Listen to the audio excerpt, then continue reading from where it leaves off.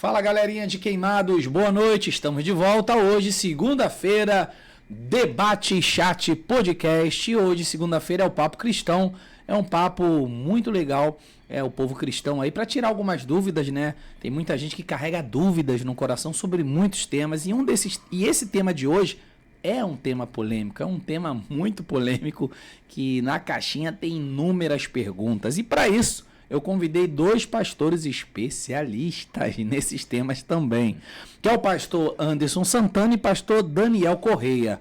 Pastor Anderson Santana, boa noite, teólogo também, né? Seja bem-vindo. Boa noite, Joelson. Eu quero te agradecer por esse espaço, por essa contribuição à nossa cidade, ao meio evangélico. Que Deus te abençoe poderosamente, é um prazer. Boa noite aos nossos espectadores.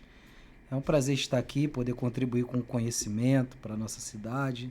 Nós temos visto aí o analfabetismo teológico sendo expandido a larga escala aqui. Você abrindo esse espaço, você tem contribuído grandemente. Eu só posso pedir que Deus te abençoe por esse gesto. Pode-se falar que tem muitas heresias por aí? Demais. Nossa. Demais. 90% do que acontece hoje nesses movimentos, principalmente na nossa região, nosso município, 90% do que se acontece está dentro do campo da heresiologia. Forte isso. Pastor Daniel Correia, seja bem-vindo. É um prazer recebê-lo aqui hoje no estúdio. Paz e graça a todos. Joelson, quero agradecer pela oportunidade de nós debatermos esse tema, que é um tema muito cirúrgico. E hoje pouco se fala sobre temas polêmicos. Coloca-se um tabu em cima de muitos temas que deveria ultrapassar o limite das igrejas e chegar aos ouvintes, que é de vital importância para o crescimento teológico e até mesmo despertar o academicismo dentro da igreja, que a gente vê hoje, juntamente com o pastor Anderson, a gente concorda que hoje há uma necessidade gritante de formarmos verdadeiros teólogos acadêmicos que tenham a consubstância, primeiramente, a Bíblia Sagrada. Perfeito. E isso também é importante que vocês falaram, porque tem muita gente que rejeita a teologia, tá? Existem pastores que rejeitam a teologia. Depois vocês vão explicar o que é teologia. É o estudo. Sim. Cada área tem um estudo. Sim. E a teologia, com certeza, é um estudo. Então, a importância da teologia também na vida de um pastor, de um líder, né? Sim. Que é muito importante. Mas antes, gente, gostaria que você se inscrevesse já no canal. Os seguidores do pastor Anderson, do pastor Daniel, já se inscreva aí no canal também, tá? E compartilha esse podcast com todo mundo, porque vai ser muito importante para todos nós. Um oferecimento Escola de Idiomas CCAA. Você que quer falar um segundo idioma, entra na escola que mais cresce em todo mundo, né? Bem tradicional, bem conhecida. Pastor Anderson conhece, pastor Daniel. CCAA é uma escola, né, muito conhecida em todo mundo, que já formou muitos alunos e muitas pessoas. É muito importante ter um segundo idioma. Eu que já trabalhei em alguns países, pastores, fazer também missões em alguns países. Sim. E é muito importante. Quando eu cheguei no país, eu não sabia falar nada, tive que aprender na força. Mas se eu posso hoje estudar, ter a oportunidade de estudar, né, numa escola, para chegar no país já sabendo falar, é muito melhor.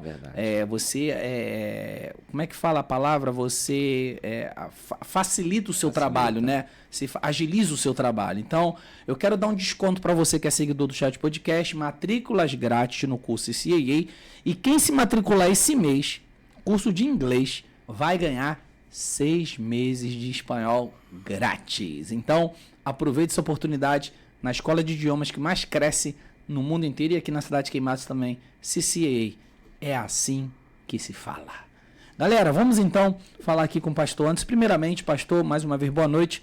Gostaria que o senhor contextualizasse, né, um pouquinho antes, falasse o que é a teologia, que vocês falaram aí, né? Sim. O que é a teologia? Eu vou já falar sobre o tema de hoje, que é pastor e cantor. Ele pode estipular um valor, um preço, para pregar em alguma igreja, porque é isso que a gente vê acontecendo nos dias atuais e que de fato escandaliza e já escandalizou muitas pessoas na igreja. E a gente vai entrar profundamente nesse tema de reclamações de membros, de coisas que aconteceram em algumas igrejas, porque se estavam pagando quando deveriam se ajudar a quem mais precisa, né? Sim. Então, primeiro, pastor, que é teologia na sua visão, também do pastor Daniel, e fazer uma contextualização sobre a prática de cobrança em ministérios, que é o tema de hoje. Teologia, Joelso, Teo Deus, logia estudo, estudo sobre Deus. Apesar da teologia ela não ser uma ciência, ela não é um episteme, ela não tem um dado palpável, ela é a mãe de todas as ciências. A primeira faculdade do mundo, ela nasceu em Alexandria com 3 matérias: teologia, filosofia e matemática. E uma coisa que eu queria ressaltar aqui, se você me permite, o primeiro curso de bacharel em teologia que existiu aqui em Queimados, no ano de 1998, foi o que trouxe para a cidade. Não existia graduação em teologia e eu trouxe esse curso para cá. As pessoas não sabiam nem o que eram, só existia um curso básico. Mas houve um parecer do MEC com sistema de integralização de créditos. Eu fui uma das pessoas que participou da primeira turma aqui no Rio de Janeiro, desse sistema de integralização de créditos. E eu trouxe esse sistema para Queimados. E hoje nós temos algumas pessoas aí hoje, centenas de pessoas hoje formadas em teologia, com esse sistema de integralização de créditos. Hoje tem uma faculdade, né, graduação, graças a esse sistema que nós trouxemos lá atrás, aqui na rua Vereador Carlos Pereira Neto. Nós formamos ali centenas e centenas de alunos bacharel em teologia, que também foi uma contribuição social. Então eu queria ressaltar isso hoje aqui para você. E a questão de hoje do cantor e do pregador cobrar para pregar, isso é um absurdo, é algo estapafúrdio, é realmente um despautério. Mas os mercenários, eles só existem por causa das igrejas miseráveis. Os mercenários só existem por causa das igrejas miseráveis. Fortíssimo, pastor Anderson. Pastor Daniel Correia, o que é teologia? E faz uma contextualização rápida sobre a prática de cobrança em ministérios, que é o tema de hoje. O pastor Anderson praticamente resumiu tudo a respeito de teologia. E eu sempre costumo dizer, é o estudo de Deus, né? A teologia ou a teologia... Fala um pouquinho mais pertinho aqui. Isso. A teologia, na verdade, o pastor Anderson já resumiu praticamente tudo. E eu costumo sempre destacar a questão da teologia. Ela não apaga o fogo do Espírito. Ela só apaga o fogo estranho. Quanto mais nós conhecemos de Deus, menos meninos na fé nos tornamos. Então é o estudo das coisas de Deus. Perfeito. Então vamos começar? Amém. Vamos lá. Porque isso vai dar o que falar. Tem muitas perguntas, daqui a pouco a gente vai trazer as perguntas dos seguidores que deixaram na caixinha. Tem muita gente aí. Eu botei a enquete. Etienne, puxa a enquete aí. Vê se você puxa a enquete aí de quanto que foi a votação, né? A porcentagem da votação que eu perguntei lá. E aí, você é a favor ou contra que os pastores cobrem para pregar nas igrejas? Mas pelo que eu tinha visto, mais da metade é contra essa prática, entendeu? Pastor Anderson, existe alguma passagem bíblica que justifique ou condene? O senhor acabou de falar que é algo totalmente errado, né? Na sua visão. Então, tem alguma passagem bíblica que justifique ou condene essa prática de cobrança para ministrar? Existem, Joelso, diversas passagens bíblicas que proíbem isso. O próprio Evangelho de Jesus, eu gosto de usar muito o termo que Jesus usou, está escrito que dai de graça aquilo que você recebeu de graça.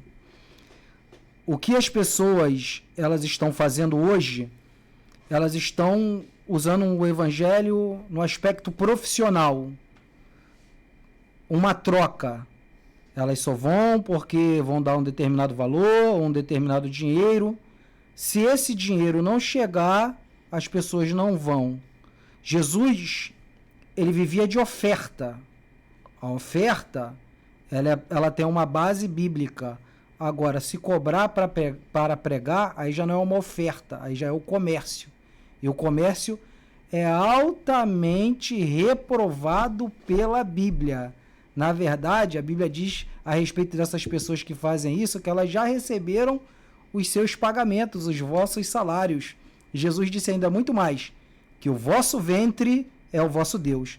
Isso acontece porque nós estamos vivendo uma época do antropocentrismo, do homem no centro. Tudo gira em torno para detrimento próprio. A minha família, o meu dinheiro, o meu bem, até a nossa oração, ela é uma oração egoísta. Meu Deus, e Jesus ensinou diferente, não é meu Deus, é nosso Deus, não é meu pão, é nosso pão. A visão do evangelho nunca vai ser para uma única pessoa. A visão do evangelho sempre é totalitária, sempre é no plural. Como o egocentrismo tem tomado as igrejas evangélicas de um modo geral, é cada um por si, meu amigo. Salve-se quem puder. Quem puder botar mais dinheiro no bolso, seja na pregação, seja na política, seja por onde passar, eu quero andar de carro zero, frequentar os melhores restaurantes. É aquele camarada que chegou lá, pobrezinho, CLT, assalariado, é que se dane. A minha família primeiro, o meu bem-estar, e eu quero botar dinheiro no bolso, ainda que seja usando a fé do outro. Eu vivo da fé do outro. Perfeito. Pastor Daniel Correia, na sua visão, por exemplo, tem uma palavra que muitos pregadores usam muito, queria que você fizesse uma dissertação sobre isso, que fala que quem prega o evangelho é que viva do evangelho. Muitos usam essa palavra, né? Muitos falam isso. Então, o que quer dizer essa palavra? Que eles falam que eu cobro para pregar porque Paulo me deu carta branca para que eu pudesse fazer isso. Eu vivo disso. Sim. Eu vivo do evangelho. Então eu tenho que pregar. Como é que eu vou me sustentar? E aí? Então, Joelson, em Gálatas 6,6 vai dizer que todo aquele que é instruído na palavra, que reparta tudo que há de bom com aquele que o instruiu. Então ali eu vejo aquilo que nós chamamos de oferta por oferta. O segredo está, que pregação nós estamos entregando para a igreja para exigir valores exorbitantes. Existem pessoas que não têm conteúdo bíblico e doutrinário para passar para a igreja, mas estão querendo receber daquilo que não ensinaram algo exorbitante. Eu estou aqui com um documento que é chamado de Didaquê. Esse daqui é a instrução dos 12 apóstolos que foram dados aos pais da igreja. Esse documento aqui é um documento muito antigo. Há alguns pastores e teólogos que dizem que a Didaquê deveria ter sido canonizada. E na Didaquê, no capítulo de número 11, verso de número 4, a partir do verso 1 em diante, olha o que diz: quem quer que venha lhe ensinar coisas que já foram ditas, receba. O que ele está falando? Que essa pessoa só está novamente ensinando aquilo que já foi pregado, ou seja, não está fora de um contexto de ensinamento e doutrina. O verso 2 diz: mas se o próprio pregador se desviar e ensinar outra doutrina diferente, que subverta a fé e o ensinamento, não lhe deis ouvido. É o que o apóstolo Paulo já vem falando. Se alguém vem trazer um outro ensinamento fora daquilo que já foi ensinado, que seja anátema. A Didaquê segue dizendo assim nessa instrução: sobre os apóstolos, profetas, haja de acordo com o ensinamento do evangelho, receba cada apóstolo como no Senhor. Esse ensinamento do verso 4, ele corrobora com o que já é dito em Mateus capítulo 10, versículo 48. E a Didaquê vai falar assim: ele não deve ficar mais de um único dia. Olha o ensinamento que eles estão ensinando aqui. Os primeiros pais da igreja receberam para fundamentar a igreja universal, e vai dizer: não deve ficar mais de um dia ou 2 dias, se necessário, mas se ele ficar durante 3 dias, então é um falso profeta. Ele não está falando literalmente sobre a temporalidade, mas sobre o objetivo pelo qual permanecer. Porque existem pessoas que, se adentrarem na sua igreja hoje e ver que você o abençoou, ele vai querer voltar na próxima semana, na terceira semana, porque entendeu que na sua igreja é um mercado de negócios. Então ali ele vai fazer uma plataforma para assim então enriquecer, e é por isso que nós vemos pessoas com valores exorbitantes. E volto a citar a palavra que o pastor Anderson falou logo no começo: só tem mercenário porque tem patrocinadores. Mas aí então, pode ou não pode? Você falou, você só está falando de valores exorbitantes. Sim. Então, se for um valor menor, pode? Não, acho que assim que toda oferta ela deve ser trabalhada dentro da espontaneidade. Assim como tem também pregadores que cobram valores exorbitantes, tem também pregadores que já passaram noites e noites numa rodovia por igrejas que têm condições de abençoar e não abençoam. Então esse ponto de vista ele é muito relativo, tanto do pregador quanto da igreja. Ah, entendi. Anderson, tem uma música que a gente até colocou lá no cartaz, Evangelho de Fariseus. Tem alguns pastores que se sentiam incomodados, falou que a Aimee fez uma música, ela não pode falar assim do povo cristão, do povo evangélico. Só que tem outro pastor, ela tá certa porque ela não tá atingindo quem é trigo. Sim. Ela tá atingindo quem é joio, né? E essa música para você retrata o evangelho atual, a atualidade do evangelho de hoje? Eu posso usar esse termo aqui, vagabundo, é palavrão? Ou faz pi? Então, hoje em dia existe um monte de vagabundo que não quer trabalhar e o cara usa a igreja para viver de esmola. E aí o que ele faz? Eu não vou citar nome aqui, mas vários pastores aqui, quando começaram as suas igrejas, eu preguei na maioria das igrejas aqui que foram fundadas de 10 anos para cá, eu preguei na maioria dos primeiros cultos dessas igrejas. Eu preguei. E é interessante quando o cara vai fundar uma igreja, ele faz a matemática da seguinte, vou montar uma igreja. Se eu tiver 10 membros é fácil você juntar. E cada membro desse vai me dar 10%. Quanto é o salário mínimo? Eu não sei, eu vivo da fé, mas da fé do meu empreendimento. Sim. Acho que é R$1.500. O cara já tem 150 de dízimo. Ou seja, se ele tem 10 membros, ele já tem 1.500. Meu amigo, ele já tem um salário mínimo sem fazer nada. Sem fazer nada. Entendeu? Já tá tranquilão. Você é contra o dízimo? Eu não sou contra o dízimo, mas eu sou a favor da entrega bíblica. Né? Não estou falando que eu sou contra o dízimo. Mas o dízimo que existe como no Antigo Testamento, ele foi abolido. O dízimo que a Bíblia fala é o de Paulo. Dê a Deus com alegria segundo o propósito do seu coração. Porque o dízimo existia porque o povo não estava dando nada. Então aí o sacerdote exigiu o seguinte, olha, vocês precisam dar pelo menos 10%. Então era uma obrigatoriedade. No Novo Testamento... No Novo Testamento fala de oferta, né? Você não é obrigado a nada. Você dá de graça. Porque 10% é o mínimo que você pode dar para Deus. Mas o que os pastores falam? Não, nós vamos amarrar essa galera aqui. Porque a gente precisa pelo menos dessa quantia mínima que as pessoas ofertem para a gente não ficar sem nada. Aí o cara vai usando dessa artimanha, porque ele vai entendendo. Se eu tenho 20 membros, eu já tenho 3.000. Se eu tenho 30 membros, eu já tenho 4.500. Entendeu? Então, na grande realidade, essa é a matemática do cara. Então, a gente tem uma escola de vagabundo na cidade. E essa escola de vagabundo está formando escola de vagabundo, porque o cara coloca assim, agora nós temos uma agenda aberta. Agenda aberta, o cara não estudou, o cara não trabalhou, o cara não terminou nem o ensino médio, repetindo erros de outros pregadores. Sabe qual é a escola deles? Eles sentam na frente do computador, da televisão, e vai ver pregação de pregador famoso, que também não estudou. Eles repetem as mesmas palavras, repetem até os erros de português e, por incrível que pareça, repetem até as línguas estranhas que são estranhíssimas, por incrível que pareça. E eles vão ganhando notoriedade. Por quê?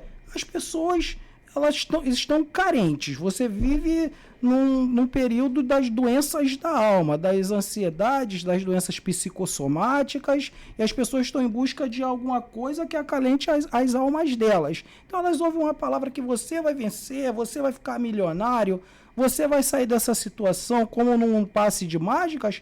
As pessoas vão inundar naquilo ali, e recebendo aquela palavra ali, as pessoas emocionadas, não por dar uma oferta para Deus, mas por entregar alguma coisa ali, porque aquela pessoa falou algo que deixou aquelas pessoas felizes momentaneamente. Então nós estamos vivendo hoje, não digo só em Queimados, mas no Brasil, um evangelho africanizado, purpurinado, antiteológico, com um cristianismo sem Cristo.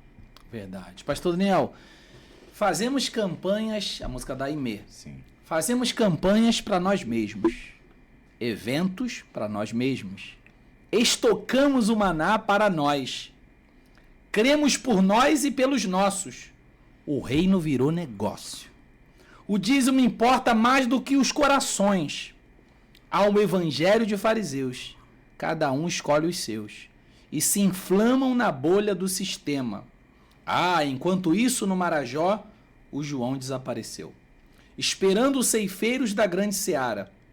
A Amazônia queima, uma criança morre, os animais se vão, superaquecido pelo ego dos irmãos. Essa é a primeira parte.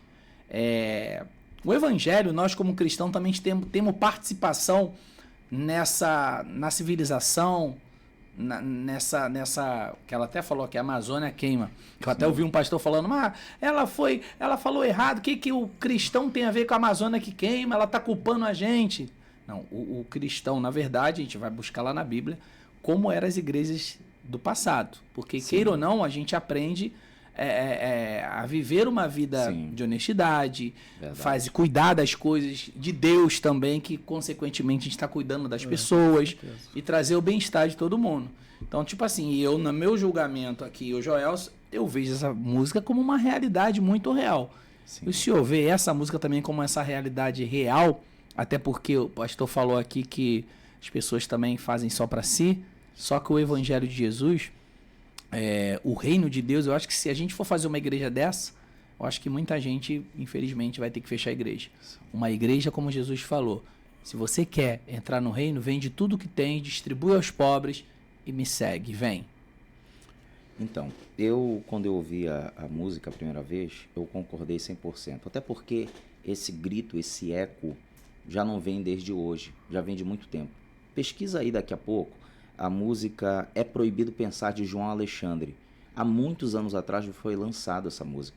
E essa música, ela corrobora com uma frase de um ateu chamado Pablo Voltaire, que ele dizia a si mesmo: ouse pensar, apesar de ser um ateu, mas hoje pessoas estão apenas reproduzindo pensamentos alheios. Tanto Aimé como João Alexandre, na sua época, já ecoavam que esse sistema que pregava de forma em cabresto, onde você tinha somente a possibilidade de olhar para frente, não olhar para os lados.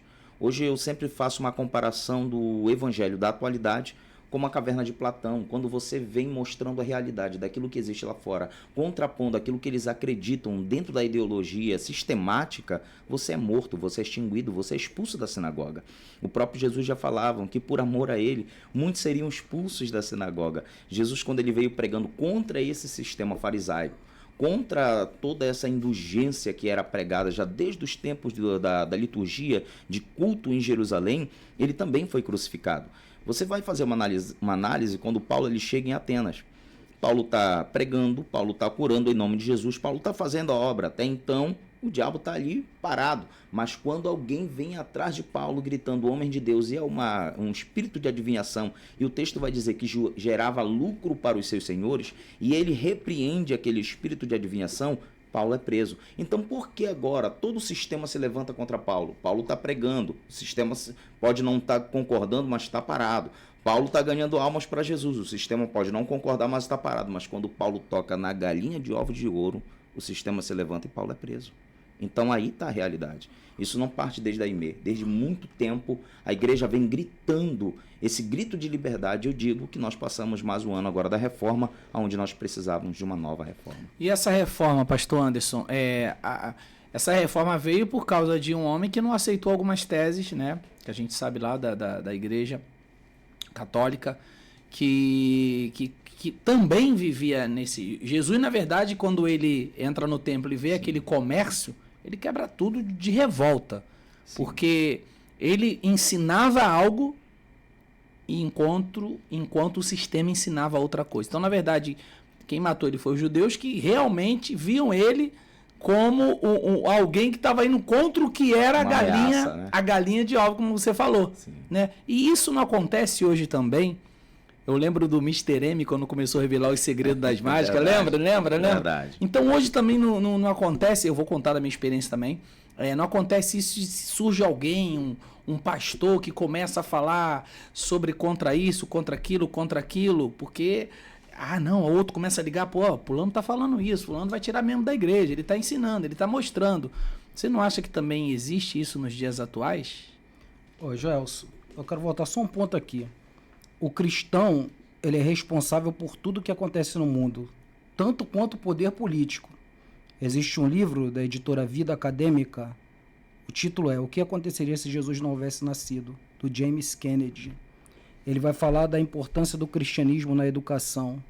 A maioria das faculdades do mundo foram fundadas por cristãos puritanos. Harvard, Mackenzie, Oxford, Genebra, do mundo, Zurique, todas por cristãos. Para você ter uma ideia, o sistema público de educação no século XVII nasceu de um cristão, Robert Hakes. A escola dominical fundou o sistema público de educação. As pessoas, às vezes, não sabem disso. O 16º presidente dos Estados Unidos foi um pastor batista cristão puritano. Então, a pungência mundial, ela parte do cristianismo. Você vê que o sistema que veio pós a reforma foi o Renascimento. E o que foi o Renascimento? A pungência na educação, porque só os aristocratas, os helenistas estudavam. Os pobres não poderiam estudar. Não poderiam nem ter acesso à Bíblia também, né? Não poderiam ter acesso à educação. Nada. Não só a Bíblia, não poderiam ter acesso à educação. Então foi a primeira coisa que Martinho Lutero fez. Vamos construir escolas. Os príncipes na Alemanha financiaram. As pessoas falam assim, eu sou protestante, mas não sabem nem o que foi o protestantismo. Martinho Lutero ia ser deportado para Roma, da Alemanha. Aí surgiu um partido protestante, que depois se tornou um partido político. E eles foram para as ruas para protestar, irmão, para brigar, para quebrar tudo, para defender o cara. Nós não vamos deixar esse cara embora. Ele vai ficar aqui, porque ele é a voz profética que nós precisávamos. Aí quando você pega o livro Heróis da Fé, do Orlando Boyer, que foi o primeiro jornalista pentecostal do Brasil, o primeiro jornalista evangélico do Brasil, editado pela CPD, ele vai falar de Jerônimo Salvanarola. Jerônimo Salvanarola tem uma fala que é a seguinte: hoje matam um pato, mas daqui a 100 anos surgirá um cisne e vocês não conseguirão matá-lo. 102 anos depois, nasceu Martinho Lutero. Martinho Lutero foi a voz que a Igreja Católica Romana não conseguiu calar há mais de 500 anos atrás. Ou seja, ele se levantou contra o sistema que estava errado. Ele não queria montar uma igreja, fundar uma nova igreja. Simplesmente ele pegou 95 pontos que estavam errados, colocou na porta da igreja de Wittenberg. Desafiou o sistema quando ele fixou na porta, né? Isso aqui tá errado, tá errado. Aquelas 95 teses deram origem aos 5 soles da reforma, que são os pilares da reforma até hoje. A partir de então, o mundo deixou de ser voltado só para a igreja, porque as artes tinham que ser voltadas para a igreja, a ciência tinha que ser voltada para a igreja, tudo que saía do contexto da igreja era errado. Você tem Galilei, vou dizer a grosso modo aqui, sendo morto porque disse que a Terra era redonda. E a igreja tinha uma dogmática que a Terra era quadrada, baseado nas palavras do profeta. O profeta diz o seguinte: Espírito de Deus que sopra dos 4 cantos da terra. Então, se sopra dos 4 cantos da terra, a terra é quadrada. Peraí, esse cara é herege. Vamos incendiar esse cara. Então, para você ter uma ideia, até a ciência ela estava atrelada à igreja. Então, Martinho Lutero, ele não foi essa voz que só libertou a igreja, ele libertou o mundo. Os sociólogos vão dizer o seguinte, que o maior acontecimento da história foi o nascimento de Jesus Cristo. O segundo maior acontecimento da história foi a reforma protestante de Martinho Lutero. Perfeito.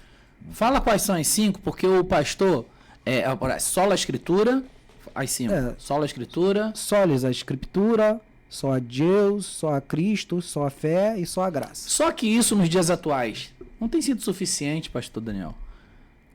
Parece que o Deus de Mamon, o Deus das riquezas, tem dominado e predominado muito hoje dentro de onde não deveria. Sim, exatamente. Porque hoje os templos são um verdadeiro luxo, aonde líderes, eu até postei isso há alguns dias, que entristece a gente, porque hoje a gente não vê mais líderes pregando em aldeias, pregando num leprosário da vida, onde eu já fui muito, ali em Jacarepaguá, não sei se vocês conhecem,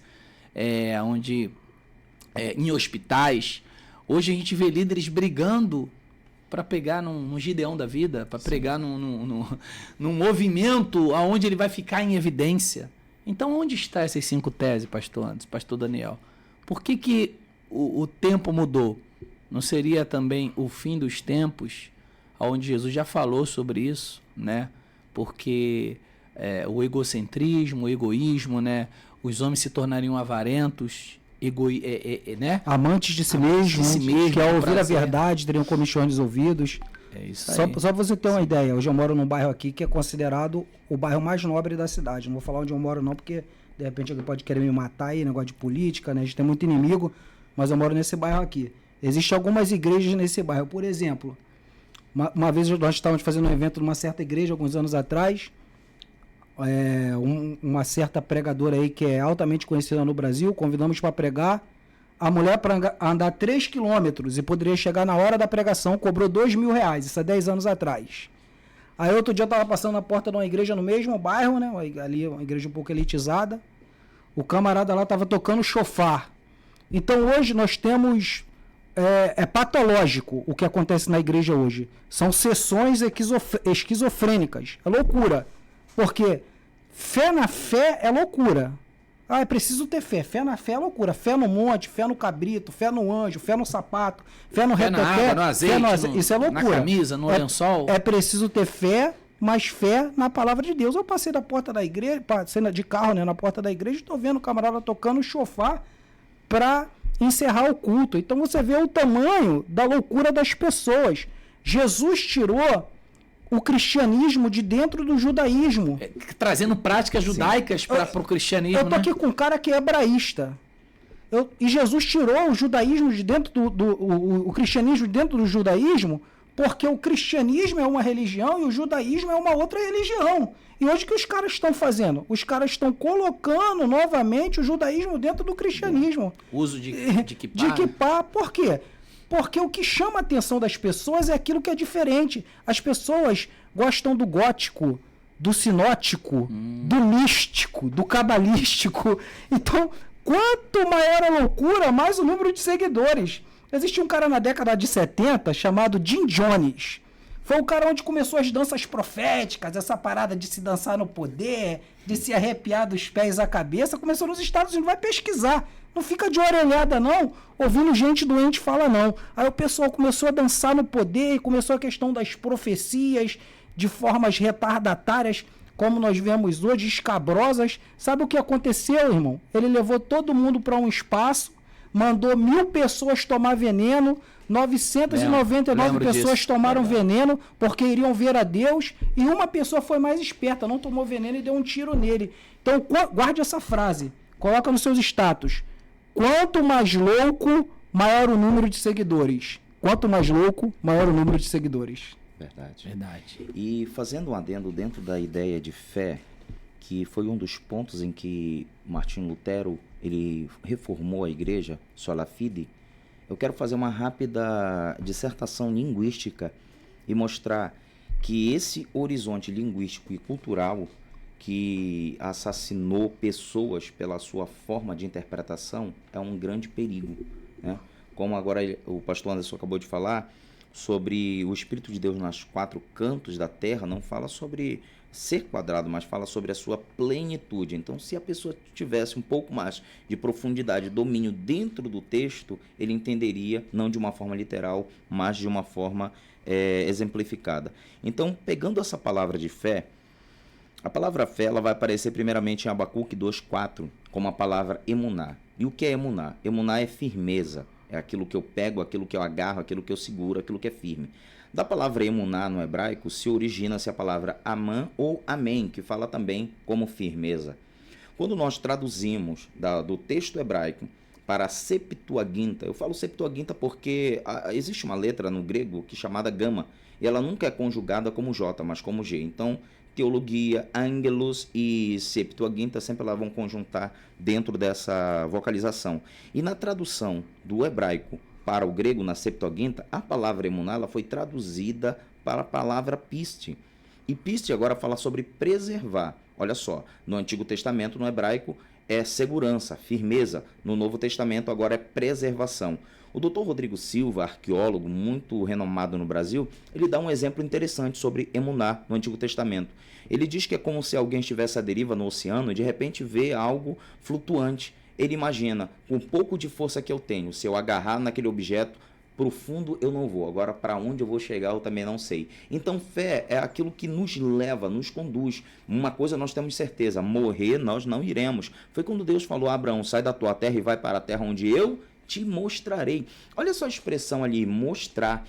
Porque a ideia de fé no emuná para os judeus era muito palpável, muito visível, muito tocável. A mulher do fluxo de sangue vai dizer, se nele eu tocar, tão somente tocar, eu serei curado. Você vai ver também um dos discípulos de Jesus chamado Tomé, que ele vai dizer, se eu tocar e ver, eu creio. Então, para os judeus, essa ideia palpável, visível, tangível de fé, mística, ela entrou para dentro da igreja. Hoje nós estamos fazendo campanha com água benta, com isso, com aquilo, com sal, rosa e uma ungida. rosa ungida, porque nós importamos do judaísmo aquilo que Paulo já escrevia aos Gálatas, dizendo que eles voltaram de uma forma muito rápida para a prática judaizante que eles haviam se libertado. Então isso está hoje dentro das nossas igrejas. Hoje você vai em qualquer igreja, você vai ver indulgências ali, você vai ver ornamentos da antiga aliança, que não é mais necessário. Quando nós vamos para o Novo Testamento... Aí é o que fala, solo Cristo. Solo Cristo, né? É sola Escritura, sola Fide. E quando nós vamos para o Novo Testamento, a palavra pistique fala sobre preservação. O que é preservar? Eu vou te dar um exemplo. É como se você colocasse uma rosa aqui, plantasse, e se você não regar todos os dias, ela morre. Então a fé ela tem que ser regada. Ela tem que ser não somente ouvida, mas também praticada.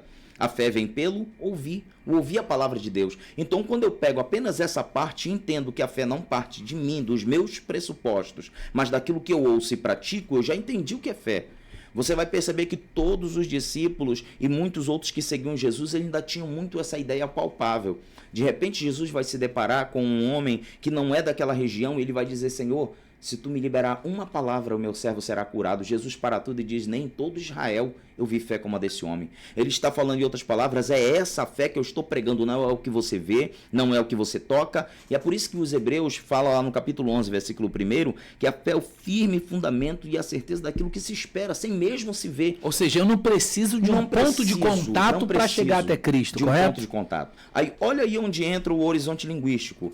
Uma vez que é traduzida para o grego como piste, agora Jerônimo na Vulgata, ele vai traduzir como fides, por isso que é sola fides, somente pela fé. A palavra fides foi da onde origina-se a palavra fidelis, que por sua vez chega para o nosso português como fidelidade. Então o que é fé? João vai dizer a si mesmo, filhinho, se verdadeiramente me ama, então cumpre os meus mandamentos. Isso é fidelidade. Essa é a fidelidade da fé. Quando nós vamos para o livro de João 3,16, o que é que diz? Porque Deus amou o mundo de tal maneira que todo aquele que nele crê. Olha o horizonte linguístico da palavra crer para a palavra emunar, piste e fides. Aqui é a preservação da palavra. Aqui é a conservação da palavra. Aqui é a fidelidade da palavra. Chega no nosso português somente crer. Só que o crer ele é muito amplo e eu sempre digo que o crer ele é secundário do fator fé, porque primeiro se tem fé para depois se crer, mas nunca se pode somente crer sem ter fé. O macumbeiro crê também que Jesus existe. O traficante também crê que Deus existe. Pessoas que estão vivendo a sua vida levianas também crê que um dia pode ser transformado. Mas não adianta eu crer se eu não pratico. É isso que João está dizendo. Filhinhos, tudo aquilo que vocês pedirem em meu nome, crendo, recebereis. Então primeiro é a prática da palavra e depois vem a crença. Quando nós abrimos o texto aqui, eu posso ler aqui somente um trecho? Eu estou aqui com uma versão da Bíblia grega, deixa eu colocar uma versão mais simplificada, falando sobre João 3,16. Porque Deus amou o mundo de tal maneira que deu seu Filho unigênito para todo aquele que nele crê. O texto grego vai dizer, Hotesgar hakabesen, hofeoston cosmon, hustenton io autu, moneganes edoken hinapaz, pisteu. Olha como a palavra aqui aparece, pisteu. Essa palavra pisteu, que é a preservação, foi traduzida para o português como crer. Então aqui começa a diferença da tradução fidedigna para uma interpretação subjetiva. E aqui começa os horizontes linguísticos e é por esses viés que entra as heresias. Teologia da prosperidade. Será que hoje essa teologia que veio dos Estados Unidos, correto? Não é isso, pastor? Correto. E por que no Brasil a gente vê pastores que antigamente condenavam tudo isso, porque a gente precisa fazer as pessoas entenderem. O evangelho é simples. Sim. Jesus sempre ele foi simples em suas pregações, né? Sempre ele foi bem direto e simples. Então, e ele sempre ensinou, se você tem 2 copos, ele não falou para você, pede para eu multiplicar para 4, ou para 5, ou para 6. Se você tem 2, pega um e faz o quê? Dá para quem não tem, reparte. Ele fez isso com os 5 pães. Sim. Pedro lá, quando teve aquela pesca maravilhosa, que o barco encheu de peixe, lembra? Que o barco começou a afundar e só deixou de afundar quando ele pegou e repartiu com os outros, que a galera prega essa palavra no sentido ao contrário, né? De que Pedro lançou a rede e os caras falam que lançar a rede é pegar o envelope, lançar, botar a oferta e lançar, e para você ter a rede cheia, e o barco dele veio quase a pique, mas não foi a pique, ninguém explica, porque ele dividiu e repartiu com quem passou a noite toda e não pregou nada, não pegou nada. Então, Jesus no Evangelho, ele sempre ensinou que o mais importante não era você ter para si, era você repartir. Só que hoje, a gente vê essa teologia da prosperidade funcionando somente para os líderes. Onde o cara anda de carro blindado, onde o cara anda com 10 seguros. Eu não entendo isso. Por que um pastor, o que ele faz de tão errado que ele tem que andar com segurança? Então, primeiro, a riqueza que você tem que guardar é onde, pastor Anderson? Que Jesus falou? No céu. Para que não se corrompa, para que não se ninguém roube, para que não aconteça o que acontece, porque disso vem os crimes. Então por isso que o cara tem que andar de carro blindado. E aí você vê andando na igreja, o cara vivendo da melhor maneira, aí tem um membro sentado que não tem o que comer, tem outro que está desempregado, tem outro que tem a luz para pagar, mas porque ele está dando toda a oferta na igreja, porque o pastor está prometendo que se ele der aquela oferta de 10, de 100, de 1000, ele usa a própria escritura para convencer a pessoa de que é um bom negócio você pegar tudo que tem e colocar no altar ou dar para Deus. E aí a cabeça das pessoas se confundem. Porque se eu for pensar, é mesmo, né? Se eu der para Deus, Deus não vai me negar, então Deus vai multiplicar. Então esse trabalho de opressão psicológica, religiosa está dentro das igrejas. Porque a gente vê muitas seitas poderosas dominando. E aí as pessoas falam, mas é de Deus, por isso que tá dando. Já falaram isso pra mim. Não, você não pode falar dessa igreja não, que essa igreja é de Deus. Olha como ela tá crescendo e todo mundo tá dançando. Gente, tem tanta coisa errada que cresce em todo mundo. Verdade. E que funciona. É tantas coisas erradas que falam até do nome de Deus, né? Então isso não quer dizer nada.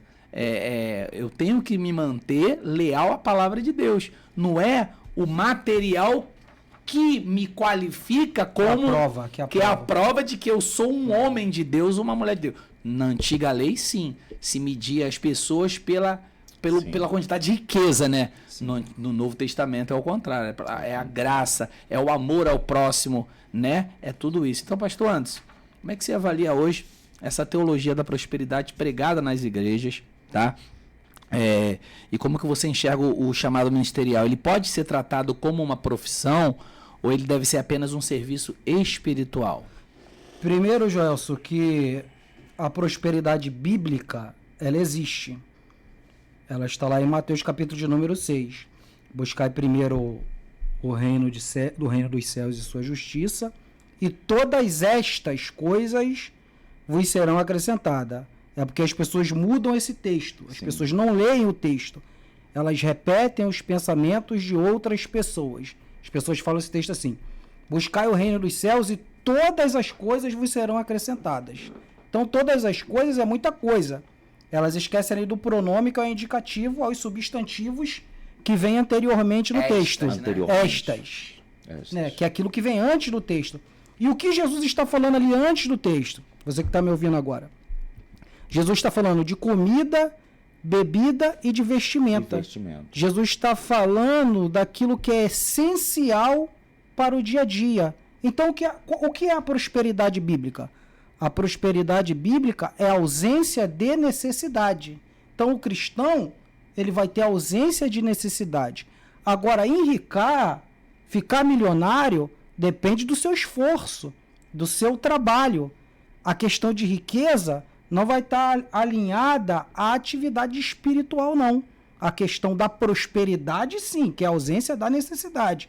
Existe gente que ganha 10 mil e está enrolado com a agiota. E existe gente que ganha o salário mínimo e tem até casa alugada, porque eu conheço. Vai explicar isso, meu amigo. Então, o cara que ganha 10 mil é miserável, o cara que ganha o salário mínimo é próspero, porque ele consegue viver bem dentro das suas limitações, ganhando um salário mínimo. É algo impensado, mas isso é real. Acontece porque nós temos esse conhecimento. Agora, essa teologia da prosperidade, da barganha, da aprovação por aquilo que você tem... Dá tanto que recebe o dobro. Isso surge num movimento no Brasil chamado neopentecostalismo. Nós temos 3 movimentos no Brasil. Nós temos os evangélicos, que são as igrejas históricas, luteranos, anglicanos, batistas, presbiterianos. As tradicionais? Isso as tradicionais. São chamados de evangélicos, academicamente falando. Nós temos os evangelicais, que são os pentecostais, assembleanos, etc, etc, etc. Nós temos os deuteropentecostais, que são aquelas igrejas que surgiram na década de 60, 67, Deus é Amor, a Igreja da Graça, são chamados de deuteropentecostais, que trazem no seu bojo as curas divinas e o exorcismo. O Universal também é uma igreja deuteropentecostal. E nós temos os neopentecostais, que são as comunidades. Então, essa efusão da teologia da prosperidade no Brasil, importada dos Estados Unidos, surgiu com essa igreja mais showman, que é essa igreja da comunidade, que investiu mais no marketing, no templo, no conforto, na musicalidade, que traz também um certo conforto, e patenteando a aprovação espiritual através de requisitos materiais. Se você tem uma boa casa, Deus está te abençoando. Se você tem um bom carro, Deus está te abençoando. Se você está prosperando, Deus está te abençoando. Aí o que o pastor dessa igreja neopentecostal faz? Ele pega você, vem cá, Joelson. Joelson é um exemplo de prosperidade aqui da nossa igreja. Ele dá tanto de oferta, ele dá tanto de dízimo, ele veio para cá, não tinha isso, e agora ele está enricando aqui. Então ele provoca nas pessoas um senso de experiência, sendo que experiências pessoais não servem para ninguém, a não ser para quem você está vendo. Jesus, ele curou diversas pessoas. Não tem um milagre na Bíblia igual ao outro. A um ele disse, vai e vê. A outra ele disse, a sua fé te salvou. A outra ele disse, ele fez lodo no chão, passou na vista das pessoas. Por quê? Até os milagres estão no campo da experiência. A palavra experiência, elas são junções de 3 palavras. Ex, que é extrair. Peri, delimitar. Tudo isso, no final, ciência de forma científica. Ou seja, só serve para quem está vivendo, para quem extraiu aquilo, para quem delimitou e colocou aquilo ali numa planilha. Isso não quer dizer que vai acontecer comigo o que aconteceu contigo, né? Aí o cara vai pro púlpito e prega aquela experiência, aí o neófito que está sentado lá no banco está dizendo, pô, Deus, tu fez na vida dele e não fez na minha. E ainda fica desesperado, pastores. Ele acha que Deus não é com ele também. Pô, eu tô fazendo tudo certinho e não ganhei o que ele ganhou. Então, hoje as igrejas, elas fazem conversões sem transformações. Por quê? Você faz um ajuntamento de pessoas igual uma ONG, mas você não prega uma palavra que elas possam ser transformadas. Você tem um segundo problema na igreja, que você tem um culto espiritual. O culto não é espiritual, o culto é racional. Paulo falou que o vosso culto seja racional. Hoje as pessoas fazem culto espiritual com manifestações racionais. Deu 11 horas da noite, o marido vai dar uma coça quando a mulher chegar em casa, irmão, a gente tem que terminar o culto, perdemos a hora. Foi uma bênção, poder danado. Não deu tempo nem do pregador pregar. E acaba aquele culto, é uma loucura generalizada. Então é um culto espiritual com manifestações racionais. Aí chega em casa e fala que a culpa é do diabo. Culpa é do diabo. Sendo que Paulo ensinou o seguinte, que o vosso culto seja racional, com manifestação espiritual. Culto racional, início, meio e fim, mensagem, dentro de uma lógica. Qual é a lógica do culto? A centralidade do culto, Cristo, mas com manifestações espirituais, ou seja, curas divinas, visões, revelações, línguas estranhas, que seja de cada liturgia, de cada culto, mas dentro da base da racionalidade, com hora para terminar, hora para acabar, com a mensagem inteligível. As pessoas precisam entender o seguinte, que o poder não está no teu grito, não está na sua fala. Jesus falava com autoridade, mas quem via ele falar dizia assim, esse homem é manso e humilde. Aí quando os discípulos de João voltaram para João, falaram para ele assim, ó, quem é este homem com tamanha autoridade fala. Então, podendo estar no nosso grito, o cara quer chegar a gritar. Sabe o que eu faço? Eu pego a minha pasta, a minha Bíblia, e vou e viro as minhas costas. Porque eu não aguento barulho, meu. Já tem barulho demais. Eu não quero barulho, eu já falo alto, não quero outra pessoa falando alto perto de mim. Então, o culto é racional. Você não está pregando para o corpo das pessoas. Levanta a mão, faz isso, pula, roda, fica de quatro, planta a banana. Você não está pregando para o corpo das pessoas, para as pessoas se movimentarem. Você está pregando para a mente. Paulo ensinou o seguinte, que nós precisamos renovar a nossa mente. Ele usa a expressão transformai-vos, que vem do verbo grego metamorfo, que vai dar a ideia na língua portuguesa de metamorfose. Paulo dá a ideia da igreja ser transformada a partir da mente. As pessoas hoje querem fazer uma transformação de fora para dentro, mas a transformação bíblica é de dentro para fora. Exato. E existe, pastor, essa prática que acontece, que está acontecendo hoje, nos dias atuais. A que se deve isso? A falta de conhecimento bíblico, ou a falta de vergonha na cara também, ou a falta de... ou querer aparecer mais do que os outros, ou querer que a sua igreja sempre esteja em evidência, porque hoje você ter seguidores não quer dizer nada, né? Sim. Você pode ter milhões de seguidores que seguem a você, não seguem como você falou, a experiência de Cristo na sua vida. Então as pessoas às vezes seguem aquela pessoa porque gosta do tipo daquela pessoa trabalhar. E isso não tem atrapalhado também o evangelho, tipo, as pessoas não têm tido essa dificuldade de entender, porque aqui em Queimado então deve ter mais de 700 igrejas. Então cada igreja prega de uma maneira, faz de um jeito, porque um quer ser melhor do que o outro, quer fazer melhor do que o outro. Agora eu fico imaginando, Jesus, mas e se Jesus falasse que a gente assim, Anderson, fulano, tira a placa das igrejas denominacionais. Coloca só escrito assim, Jesus. Só a palavra Jesus. O Yeshua. Será que os pastores iam gostar? Iam fazer? Se eles falam que são... Tem que ter uma frase apelativa, né? Isso. Eu tenho que criar um nome que faça as pessoas virem para a minha igreja. Entendeu? Sim. E hoje, tudo nas igrejas hoje, infelizmente, é dinheiro. É dinheiro, infelizmente. As pessoas já têm a oferta, tá? Eu estou falando agora de uma experiência que eu tive numa igreja... Você tem um pastor em Queimados que ele apoia todos os governos. A maior igreja de Queimados, o pastor apoia todos os governos. Olha isso. Não é porque ele é Max, não é porque ele é Glauco, ele vai fazer uma grande festa aqui, que é festa do frio, para não falar festa. E sempre tem lá o patrocínio da prefeitura, ele é todo mundo. Quem ganhou, ele tá na bola. E olha isso. E isso é um tema que a gente vai falar também, sobre a política e a fé, né? Sim. O pastor e a política também. Então, e por que isso acontece hoje? É porque as pessoas estão muito... Porque também, imagina uma pessoa entrar necessitada na tua igreja, né? Sabe, porque eles estão na palavra e ela ouve o seguinte, olha, Deus está aqui, Deus vai te tirar dessa. Porque hoje as pregações são verdadeiras palestras motivacionais. Hoje você não vê ninguém pregando sobre a graça, sobre salvação. Você vê a pessoa pregando sobre a necessidade da pessoa. Qual é a tua necessidade? Jesus vai te curar. Jesus vai te dar dinheiro, vai te dar emprego. Cara, como você falou, buscar em primeiro lugar o quê? O reino dos céus. Então, por que as pessoas não pregam mais o reino de Deus e a graça? Pregar salvação não dá oferta. O cara não dá oferta. oferta. Não dá membros, porque é uma pregação de renúncia, de sacrifício, de você deixar de lado as práticas que vão te afastar do reino.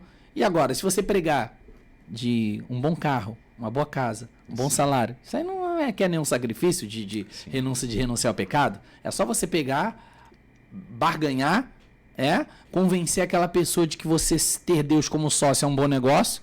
Eu chego para você antes, cara, olha só, se você ter Deus como sócio, você vai prosperar muito. Então, como que eu faço isso, Joelson? Cara, tem um envelope aqui, tá? Dá essa quantia em dinheiro, faz um voto no altar. Porque Abraão fez um voto, lembra?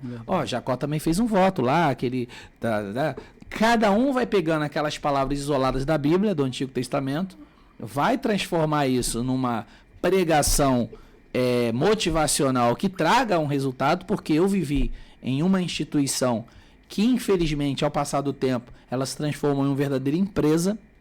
Hoje a preocupação não é ganhar uma sim porque tem muitas... Não é. A preocupação hoje é dinheiro. Portanto, se o pastor não der dinheiro naquela igreja, ele é trocado, ele é arrancado.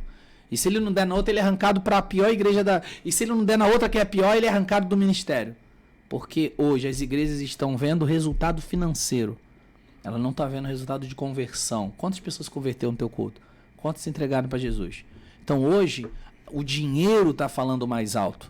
E aí eu te pergunto, é justo isso, pastor Daniel? Um pastor, para ir na sua igreja pregar, ele cobrar 50 mil reais, ele cobrar 100 mil reais para dar fazer uma pregação, aquilo que ele ganhou de graça. Será que o pastor ele não tem condição de trabalhar, de ter a sua vida? Aí tem muitos que falam assim, não, mas eu me dedico 100% ao evangelho. Aí já é uma outra questão. É uma outra né? questão. A gente está falando de pastor que como é a palavra que fala? Itinerante, que ele fica indo nas igrejas pregar. E ele estipula um valor. Então agora a pergunta bem direta. Esse pastor estipulando um valor para pregar e um cantor, ele está certo nessa atitude? Ele pode fazer isso? Biblicamente, ele tem base bíblica para fazer isso? Ou isso é algo atual de tudo aquilo que Jesus disse que não poderíamos fazer? Então, a Bíblia ela não te dá respaldo para estipular valores, mas eu creio que todo aquele que convida se prepara. Quando eu me preparo para comprar um smartphone da última geração de 15 mil reais, não sai pesado para mim porque eu me preparei para isso. Quando nós fazemos uma festa na igreja, nós nos preocupamos com ornamento, com todo o aparato, mas o melhor que nós pregamos e falamos que o melhor agora é a palavra, muitas das vezes não procuramos saber como o pregador vai chegar. Então esse quadro aqui ele é muito relativo, tanto do pastor, que estipula valores exorbitantes, como da igreja, que não se prepara para receber aquele que a gente está convidando. De repente, o pastor pode ter uma carga horária de estudo, dedicação e oração para aquele momento, e às vezes não tem como chegar na igreja. Então o mínimo que a igreja pode fazer é pelo menos com a sua condução. Eu entendo que há igrejas que querem sim ter uma pregação cristocêntrica, bíblica, e não tem condição de trazer um pregador renomado. E eu vou te falar uma verdade, os maiores nomes no Brasil não têm conteúdo bíblico. Eu volto a repetir. Os maiores nomes têm marketing, têm imagem, mas não tem ferramenta. Isso é forte, que você está falando. Não tem falando. ferramenta. Porque os maiores acadêmicos não estão em cima dos altares, estão dentro de uma sala de aula ensinando. Eu sempre falo com o pastor Anderson, eu prefiro 1000 vezes passar uma semana inteira, um mês inteiro dentro de uma sala de aula dando aula do que em congressos. Eu já vim desse sistema de viagens, congressos e conferências, onde muitas das vezes nós dormíamos no aeroporto, porque a oferta não dava para a gente voltar para a nossa cidade. Dormíamos muitas das vezes na rodovia, onde não dava para voltar para a nossa cidade. E Jesus nos ensinou, não deite as suas pérolas aos porcos. Eu passo a madrugada estudando para dar com todo o amor e carinho para os meus alunos. Mas para congressos, onde vai ter 2 horas de louvor, dança, coreografia e 15 minutos para a palavra, isso para mim não é prioridade na palavra. Então, concluindo aqui, olha essa pergunta que fizeram a Dalbert Moody. Perguntaram qual é o maior problema da obra. Ele respondeu, o maior problema da obra são os obreiros. O problema é que criamos mecanismos sofisticados para atrair o povo, damos-lhes a ele o que desejam e não o que precisam. Fazemos cócegas em seus ouvidos ao invés de feri-los com a verdade. Preferimos seus aplausos a seu arrependimento. Estamos cheios de nós mesmos e vazios de Deus. Precisamos de homens, como João Batista, que temiam a Deus e não aos homens. Ele era profeta do Altíssimo e não arauto da conveniência. Ele pregava o evangelho e não o entretenimento. Sabe por que igrejas pequenas querem levar nomes grandiosos? Porque elas querem subir na imagem de quem já está lá. Esse é o segredo. Um exemplo, quando se parte de uma igreja, não concordo com a doutrina, não concordo com a liderança, saiu da igreja, vai colocar o mesmo nome da igreja. Só que agora de uma forma diferente. Posso citar nomes aqui? Ministério? Se puder, eu posso falar. Se eu saio da Assembleia de Deus, não concordei, eu vou colocar uma outra. Assembleia de Deus dos últimos dias. Eu só acrescentei o último dia. Por que eu saí com o mesmo nome? Porque eu já quero começar grande. E outra coisa, igreja não se começa por um prédio, se começa com pessoas.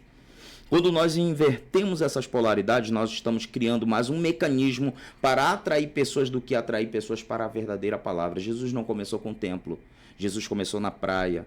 O templo foi consequência de um grupo que se converteu e para comportá-lo então tinha o templo.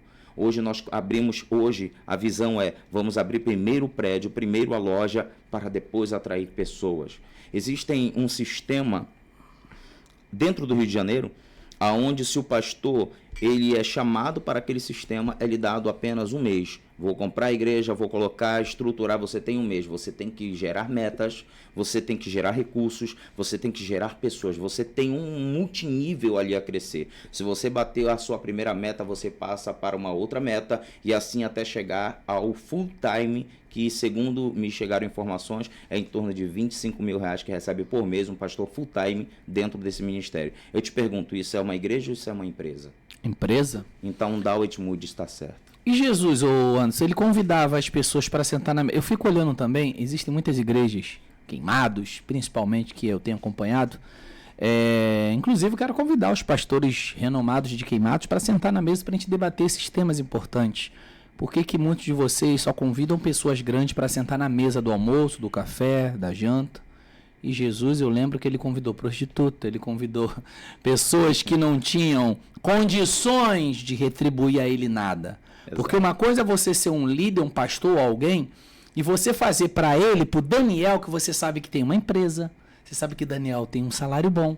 Então eu pego o Daniel, começo a tratar bem o Daniel, porque o Daniel tem como me recompensar com dízimo alto, com uma oferta, com uma campanha.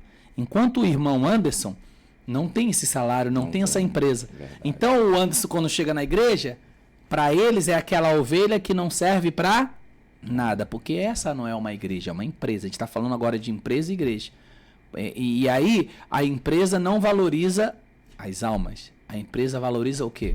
Os bens. Sim. E isso eu já passei também numa determinada instituição onde se valorizava muitas pessoas que tinham condições. Por muito tempo eu preguei em determinada instituição onde se preocupava muito mais ou se chamava para perto quem tinha condição, quem tinha empresa, quem tinha dinheiro. E quem não tinha, esse não chama para o grupo não. Esse grupo aqui é só para quem tem, porque você consegue convencer a tirar mais daquela pessoa. E aí, essas igrejas, antes, elas chamam as pessoas, por que chama só os grandes para sentar na mesa, para fazer isso? E aqueles que são as viúvas, os órfãos, aqueles necessitados, os que precisam estar próximo, porque Jesus não veio para os sãos, ele veio para os doentes. E o doente fica ali cada vez mais doente dentro da igreja, porque acaba o culto, ele vai andando para casa, porque o pastor acabou tarde, porque o pastor tem carro blindado. O pastor mora numa mansão, enquanto o membro mora lá no Três Fontes. Mora longe, então ele acaba tarde, mas quem vai andando é quem? É o membro pobre. E o membro que mora lá também não tem a coragem de olhar para o irmão, quer uma carona, irmão? Eu te levo. Não, porque o irmãozinho não está vestido como ele está vestido. Sim. E é isso que é a igreja, gente. É isso que é o verdadeiro evangelho. É isso que vocês pregam como o verdadeiro evangelho. É isso que vocês falam que é amar Cristo, amar os irmãos. É isso que vocês falam que é defender a causa do evangelho genuíno. Só a escritura, só a fé, só os ensinos, que basta. Não. Sim. Isso para muita gente não é. E sabe qual é o problema? Se Jesus realmente descer e falar, tira o nome das fachadas, só quero o meu nome, e para de pedir dinheiro, muitas igrejas vão falir, quebrar. Muitos pastores vão se ver fadados ao fracasso. Porque o que mantém muitos pastores hoje, antes, é o dinheiro. Eles não têm conteúdo, como vocês falaram. Não tem conteúdo. Tem festa, movimento. Então, se ele tem dinheiro, ele vai trazer um bom pastor, um bom cantor, que tem nome, para manter a igreja dele o quê? Cheia. Para poder fazer aquele show gospel e manter as pessoas ali. Porque quem tem dinheiro consegue fazer isso. E fala comigo antes. Primeiro, Gelson, 70% dos pastores na nossa cidade não tem formação teológica. 70%. Eu não estou falando ser formado em direito, ser formado em psicologia. Isso são outras ciências. Estou falando teologia. 70% dos pastores de Queimados não tem formação teológica. Diferentemente da igreja presbiteriana. Porque enquanto surge 50 Assembleias de Deus, surge uma igreja presbiteriana. Porque primeiro, para você ter uma igreja presbiteriana, você precisa de um pastor que tenha uma faculdade de teologia. É a primeira coisa. Porque se você não tivesse... Minha primeira igreja foi presbiteriana em Campo Grande. Porque se você não tivesse cara formado em teologia, você não tem pastor. Então você... Na Assembleia de Deus, não. Tô falando da minha denominação. Vamos botar aquele cara lá. Se ele falou balá, já está aprovado. Não quero saber como ele vai chegar lá, se os filhos dele vão poder ir com ele, se não vão, como vai ser o translado dele. Aí você tem o surgimento de vários grupos daquele segmento, enquanto surge uma única igreja presbiteriana. É o primeiro ponto. Eu quero ressaltar umas outras coisas aqui. Segundo ponto, quando você coloca um amuleto da fé na igreja, uma arca da aliança, quando você coloca uma menorá, quando você coloca um shofar, Êxodo 29, bezerro de ouro, você está substituindo o sagrado, você precisa de algo palpável. Voltando mais um ponto aqui, quando você disse que Jesus expulsou os cambistas do templo. Porque Jesus também derrubou o templo, né? Isso Por quê? Aí você tem pessoas dizendo aí, você tem a Paz e Vida lá dizendo que não pode ter cantina, porque se tiver cantina na igreja é comércio. Jesus não estava falando disso. O que acontecia ali era o seguinte, que as pessoas, elas tinham que vir com um sacrifício de casa. Então tinham judeus que moravam longe, judeus que moravam em Cirene, lá no sul da África. Então eles tinham que trazer aquele sacrifício de casa, o que era muito difícil, dispendioso, porque às vezes eram dias e mais dias de viagem com aqueles animais. Então quando chegava ali no templo, já chegava muito exaustivo, era muito complicado, era muito difícil. Então o que Anás e Caifás fizeram? O sogro e o genro, nós vamos vender o sacrifício aqui, e vocês vão comprar esse sacrifício aqui. Então, dessa forma, eles estavam burlando o sagrado. É igual quando alguém diz hoje assim, ó, quantos vieram para a igreja para adorar? Você não tem que ir para a igreja para adorar. Você tem que sair da sua casa adorando, porque a sua casa, ela é uma extensão da igreja. Era o que acontecia ali nos dias de Jesus. Você tem que trazer o sacrifício de casa. Você não pode comprar o sacrifício no templo. Aquele translado da sua casa até o templo faz parte do sacrifício. E é verdade que o povo ia lá e sacrificava e os sacerdotes pegavam aquele sacrifício lá atrás, fingia que cortava, pegava aquele sacrifício, dava para os cambistas de novo lá fora para vender de novo? Porque nem tudo dava para ser sacrificado. Não tinha, era uma nação sacrificando. Então existiam sacrifícios que não dava para se sacrificar. Então, naturalmente, aquele valor retornava e aquele comércio girava. Então, foi isso que Jesus ele reprimiu, a profanação do sagrado. Uma outra coisa que eu quero ressaltar aqui, as igrejas que fazem rifa. Rifa é crime, tá? Para você fazer uma rifa, você precisa de uma liberação judicial. Eu vou fazer uma rifa aqui de um ventilador, vou fazer uma rifa aqui de um liquidificador para trazer o pregador tal. É fora da lei, isso é um crime. E a gente vê igrejas cometendo esses tipos de crime em grande escala. Quer trazer um pregador famoso? Lembra da minha fala no início?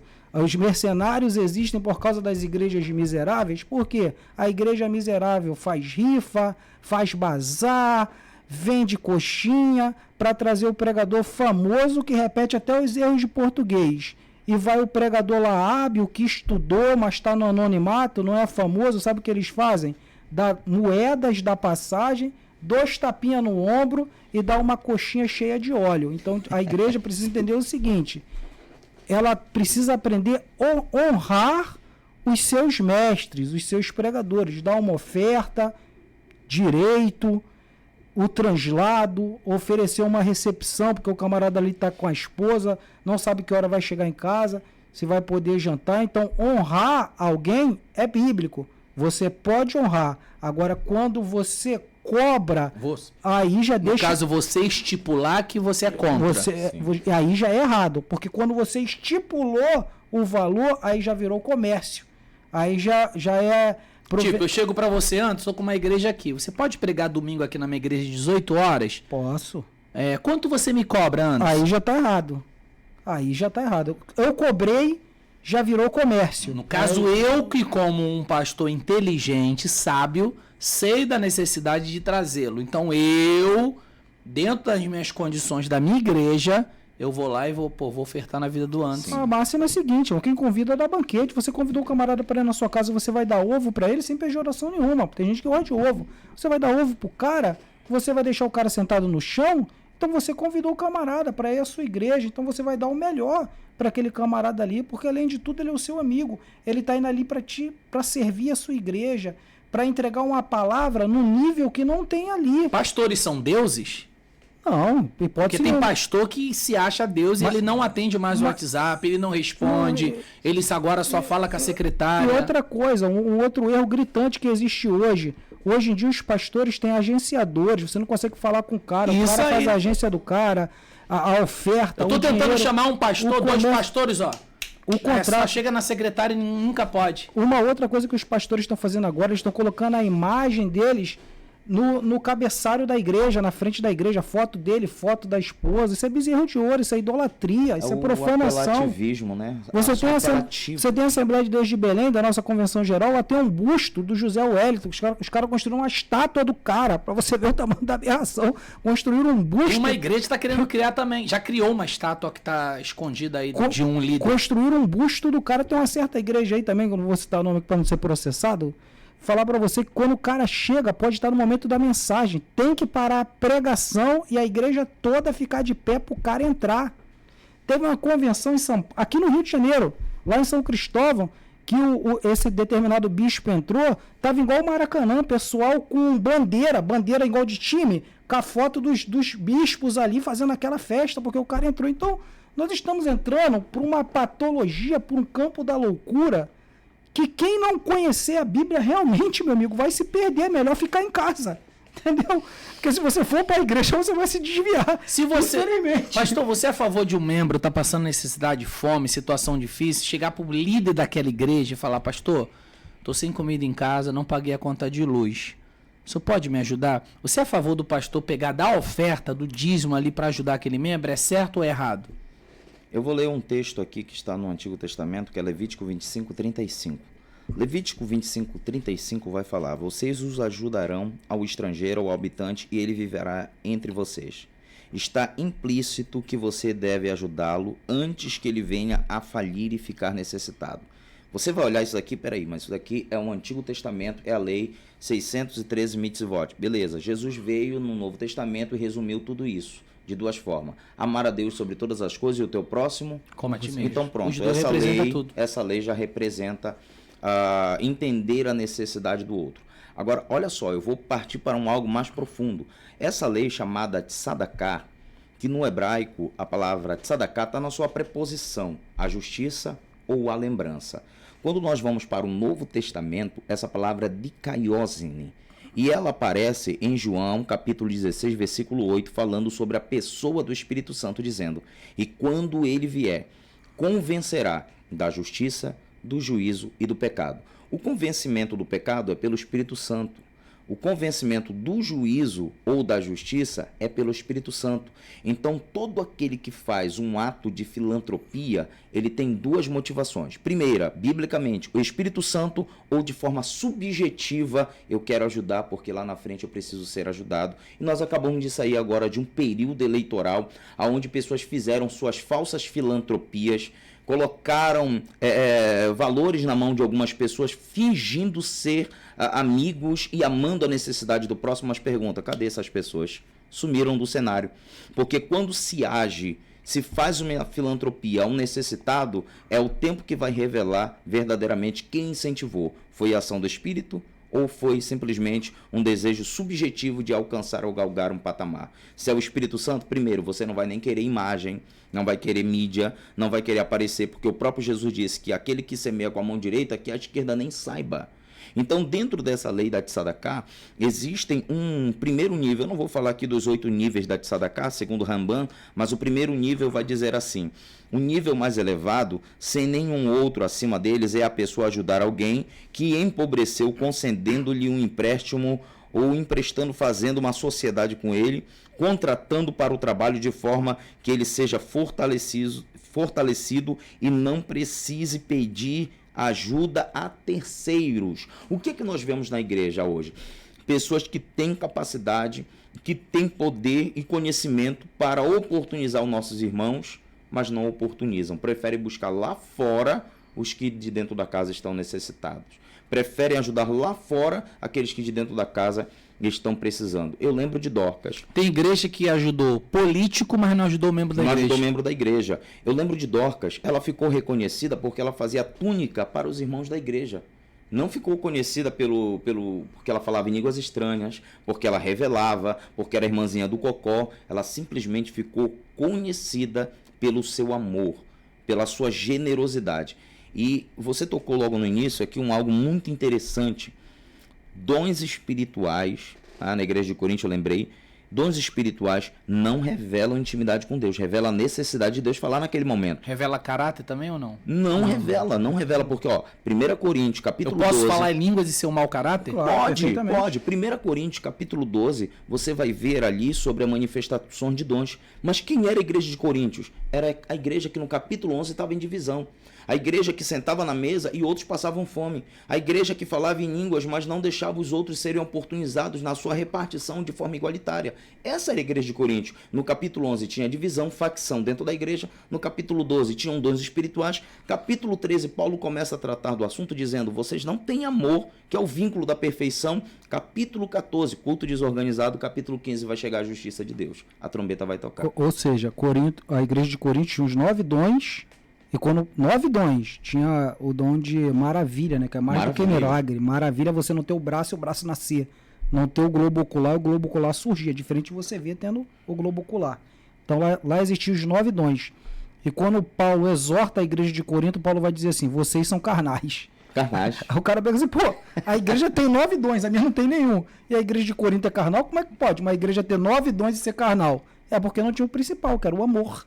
Então é o amor que caracteriza, que ajuda, e o amor não está atrelado a dom, está atrelado à manifestação física, à demonstração, à ajuda, compaixão, tomar o lugar do outro, que é o que tem faltado no nosso meio. Empatia. Sem esperar nada em troca, né? Nada em troca. Existe uma palavra que o Augusto Conte criou, ainda no Brasil colônia, que é altruísmo. Altruísmo, sim. Altruísmo, que foi atrelado à língua portuguesa através dessa criação dele. A palavra altruísmo quer dizer: eu faço por você, pelo seu bem, para te ver melhor, sem querer nada em troca. Bonito, né? Eu faço por você, pelo seu bem, para te ver bem, sem querer nada em troca. Altruísmo. Mais altruísmo, por favor, acho que tem faltado na igreja, na sociedade, principalmente na nossa cidade. Mais altruísmo. E o pragmatismo, pastor, nas igrejas? Então, o pragmatismo religioso tem sido um câncer dentro das igrejas evangélicas. Cristãos pragmáticos, cristãos que estão trazendo metodologias extra-bíblicas, e é uma série de aberrações, né, esquizofrenias teológicas. E vale ressaltar que todo pastor, Paulo ele vai ensinar sobre a qualidade pastoral, e elas não são funções distintas, mas elas se corroboram, se juntam. Em Efésios capítulo 4, versículo 11, olha o que ele vai falar: e ele mesmo escolheu uns para apóstolos, outros para profetas, outros para evangelistas, outros para pastores e mestres.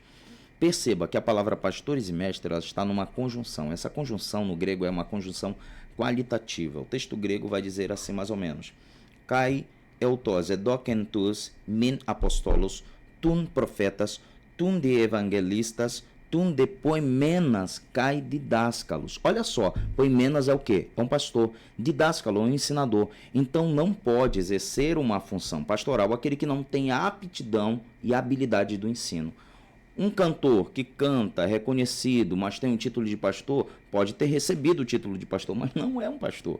Porque se não tem a habilidade de ensinar, também não tem a habilidade de pastorear. Como é que eu vou induzir a um caminho, conduzir para um caminho, se eu mesmo não sei qual é o caminho? Pastor Anderson, então, como eu perguntei, a pessoa, o pastor, ele pode pegar do dízimo e da oferta para ajudar o membro ou não? Porque, pelo menos na instituição que eu estava, né, quando alguém pedia alguma ajuda, o que eles usavam de argumento? Se você não tem é porque você está roubando o dízimo. Você bateu de carro porque você está roubando. Não, eu bati de carro porque o outro burro atravessou o sinal vermelho e bateu no meu carro. O que tem a ver eu não ter dado dízimo? Tá entendendo? Mas eles sempre usavam desse argumento: tua casa está caindo aos pedaços porque você não é um bom ofertante, você não está dando dízimo. Tô desempregado. E quando a pessoa vinha pedir ajuda, é esse argumento. Não, ainda tentava tirar um pouquinho, alguma coisa aconteceu. Você está dando dízimo certo? Sabe aquela culpabilidade, aquela hierárquica, né? A pessoa bem oprimindo, usando da opressão. Terrorismo, né? Isso, terrorismo espiritual, tentando falar, e se você não der o dízimo, se você não der a oferta e não fazer essa campanha aqui, cara, olha só o que diz a Bíblia, Aí pega Deuteronômio 28. Sim. Se não me obedeceres, porra, a pessoa vai sair como da igreja? Cheio de medo. Sem contexto. Porque você tá falando que se ela não obedecer, então ela fala, então vai me obedecer agora, toma envelope. O gafanhoto. A partir de hoje, você vai prosperar. E a gente vê gente que prospera sem ser dizimista. Tem gente que ganha, tem empresa sem ser dar dinheiro para a igreja, sem dar oferta. Eu não dou porque eu tenho que dar, porque eu tenho que receber. Se eu dou uma oferta para você, porque eu gosto de você e quero honrar você. Porque é ou não é? Não é? Não, eu vou dar pro Anderson aqui essa caneta porque eu quero que ele me retribua com uma outra caneta melhor. Então, isso aí tá errado, correto? Então, um membro, ele foi lá na sua igreja, pediu ajuda. Você é uma igreja grande que tem condição. Você vai pegar, mandar ele pedir ajuda às outras pessoas ou você vai poder tirar ali da caixinha da igreja para poder ajudar aquele membro? Em primeiro lugar, Gelson, a oferta é exatamente para isso, para ajudar o outro. Às vezes a pessoa usa a oferta para construir templos faraônicos, comprar carro blindado, para pagar o varandão depois do culto de domingo, mas a oferta é exatamente para ajudar o próximo, para que haja mantimento. Aí depois Paulo vai dizer, primeiro aos domésticos na fé, depois aos não crentes. Então, a igreja, para ser considerada uma igreja evangélica, ela precisa primeiro promover um impacto social. Meu amigo, se você está numa igreja que ela não promove impacto social, ela só cresce para dentro, é pastor com carro zero, a mulher dele com carro zero, a filha com carro zero, o filho com carro zero, meu amigo. Tem um pastor que tem até banco. Tem alguma coisa errada. Deixa eu te falar uma parada. Se você ficar nessa igreja, você é um idiota. Sai dela, porque você está contribuindo para o mal, para aquilo que é errado. Então, a oferta é para detrimento dos necessitados na fé, irmão. A igreja de Cristo é a igreja primitiva. Deus não criou placa denominacional. Quem criou as placas denominacionais foram os homens a partir das suas vaidades. Deus não tem absolutamente nada a ver com isso. Ele criou a igreja primitiva. As outras igrejas foram os homens que criaram. Então a base da igreja primitiva era repartir. Se eu tinha 2 fazendas, eu reparti uma com você. Se eu tinha 2 casas, eu reparti uma com você. Tá certo que viria posteriormente a perseguição de Roma e eles perderiam tudo. Mas a base era repartir. Hoje tem gente, meu irmão, que não dá uma carona. O cara tá indo pro mesmo lugar e joga lama na cara do irmão. E tá escrito ainda a serviço do rei. A serviço do rei. A verdade. O rei desse século. Rei mamão. Rei desse século. Então, porque Jesus, né, Anderson, não falou lá no tempo que a pessoa fala assim, eu tô rico, é Deus que não. O Satanás levou ele até o pináculo do templo e falou o quê? Se me prostrar e me adorar, toda a glória. Então por que os camaradas têm uma diferença com a gente? Porque os membros da igreja deles foram nossos alunos, a maioria.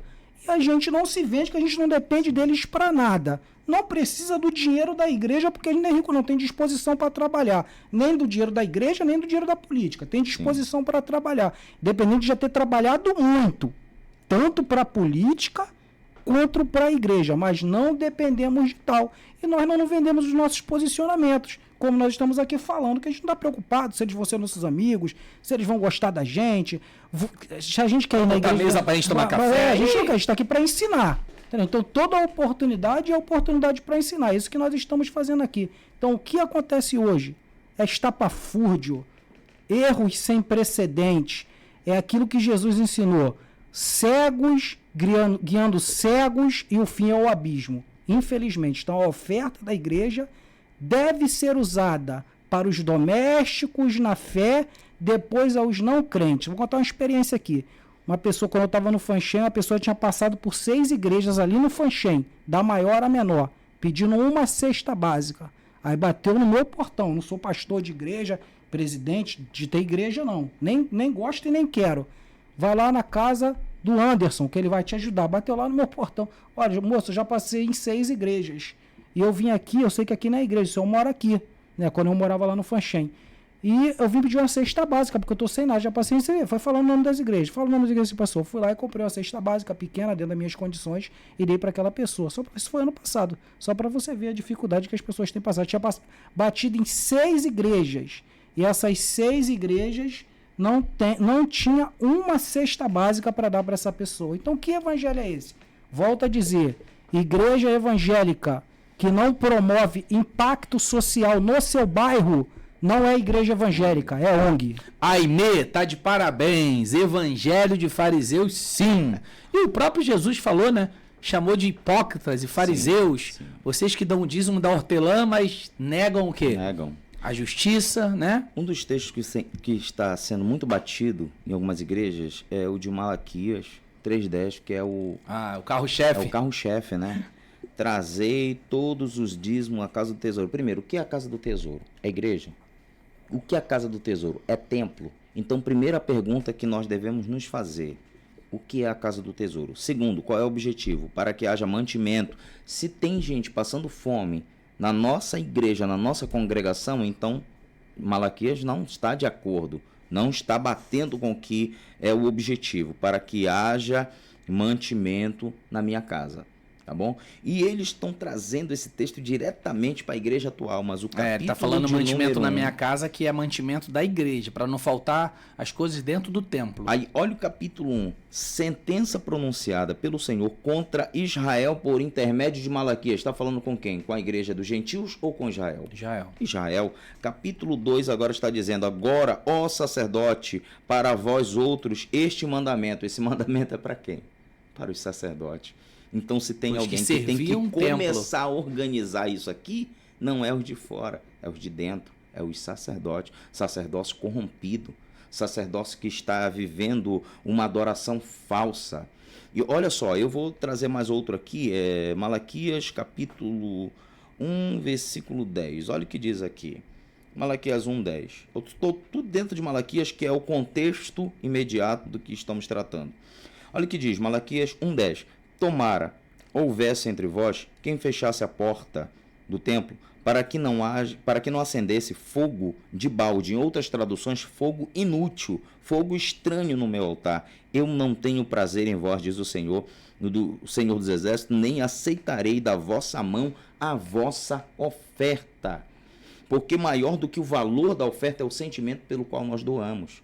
Aqui o que Deus está dizendo, tomara que houvesse alguém que fechasse a porta do meu templo, é o próprio Deus dizendo: eu prefiro que não tivesse culto do que ter um culto enganoso.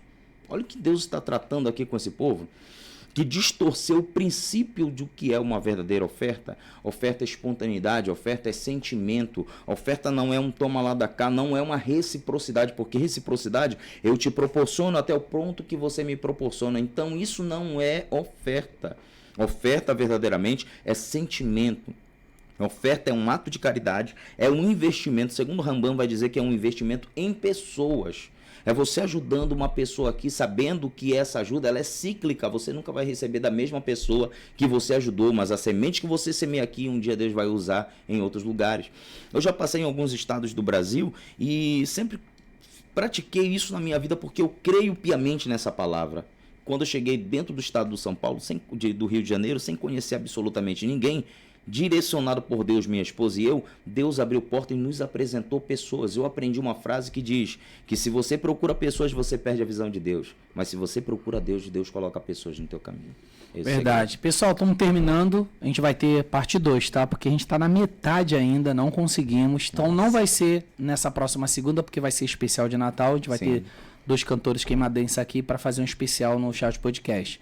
Então vai ser verdadeiramente na outra segunda. A gente vai voltar e continuar com esse tema, que tem muita coisa para dissertar aí, tem muita coisa que a gente não conseguiu falar. Então você que está aí ouvindo a gente, vendo, analisa um pouquinho a sua igreja, o templo, porque o templo na verdade é você, somos nós, né? Eu acho que, infelizmente, tem muita gente que aprendeu esse ritmo de que se não tiver dentro do templo é porque Deus não está com ela, é porque Jesus não ouve ela. Então ela aprendeu errado. O templo somos nós. Nós somos o templo, entendeu? Então você que está num templo, onde você vê o irmão que está do teu lado, passando fome, a tua igreja é luxuosa, rica, o teu pastor é milionário, o teu pastor nem te responde no zap. Pelo contrário, antigamente eu tinha prazer de te responder as pessoas, atender, falar, tá junto, vamos conversar, vamos falar. Hoje não. Não, marca a hora comigo, vamos ver se eu tenho tempo. Tempo de quê? O que o pastor faz da vida? Se a igreja pagar ele está fazendo o que tem que ser feito, atender pessoa. Ele tem que chegar na igreja às 7 da manhã, disso ninguém pode falar de mim, porque eu chegava às 7 e saía meia-noite. Então, atender as pessoas ali 24 horas, ouvindo, aconselhando, não é ficar pedindo dinheiro, gente. Não é levar para tua igreja membros que só tem dinheiro. É você ajudar quem realmente precisa. Então, se na sua igreja tá gente passando fome, necessidade, você é um irmão, que eu conheço também, uma pessoa que não fala com a outra, uma igreja famosa, tá em Queimado, grande, que o membro da igreja não fala com a outra só porque a outra é um bandista. Meu Deus. Que evangelho que você tá aprendendo, gente? Ah, fulano é um bandista, não vou dar bom dia para ela, boa tarde, boa noite. E família ainda? Pô, isso é uma vergonha. Esse evangelho que você prega, fica lá botando roupa bonita, indo pra igreja adorar, te amo, Deus, e você rejeita as pessoas que estão ao seu lado? Isso é errado, gente. O amor, ele é incondicional, não é? Ele não tem que ficar vendo placa, cor da pessoa, a escolha dela. Eu respeito, mas eu preciso amar também. Então, tome uma atitude, pense bem, tá? Veja realmente se aonde você está pregando o evangelho de Cristo ou o evangelho de Mamon, né? O reino das riquezas, que é tudo ao contrário. Jesus falou para não adorar para você a riqueza do mundo, e hoje estão pregando que você tem que ter a riqueza do mundo. Coisa estranha, um evangelho distorcido. Então, boa noite para todo mundo. Pastor Anderson, considerações finais? Joelson, eu queria agradecer primeiro a você, ao chat, que foi o primeiro podcast da nossa cidade, tá bom? Só para ressaltar aqui, de repente tem gente que não sabe, aqui é original, o resto é réplica, tá bom? Aí surgiu, você tem uma ideia boa que a gente conversou, nós somos amigos, temos uma relação, graças a Deus, e você falou de tudo isso aqui que a gente está vivendo hoje. E depois que você criou isso aqui, vieram os invejosos. É absolutamente normal. Os invejosos vieram, mas você está de parabéns, então eu quero agradecer a você, ao Chat Podcast, que Deus abençoe, né? Eu sei que eu sou aquele pecador que Deus insiste em chamar de filho, mas essa instituição aqui sempre está nas minhas orações. Amém. Quero agradecer a essa grande oportunidade de estar aqui e a os queimadenses, terra que a gente ama, as igrejas dessa cidade, que vocês possam refletir na ideia do verdadeiro evangelho. Muito obrigado, meu amigo. Pastor Daniel. Amém. Primeiramente, eu quero aqui agradecer a todos que estão participando. Deus abençoe as vossas vidas. O Joelson, satisfação em conhecê-lo. Deus abençoe poderosamente. Eu creio que isso aqui não é para polemizar, é para tirar as escamas dos olhos de muitos que ainda estão presos dentro da caverna do sistema.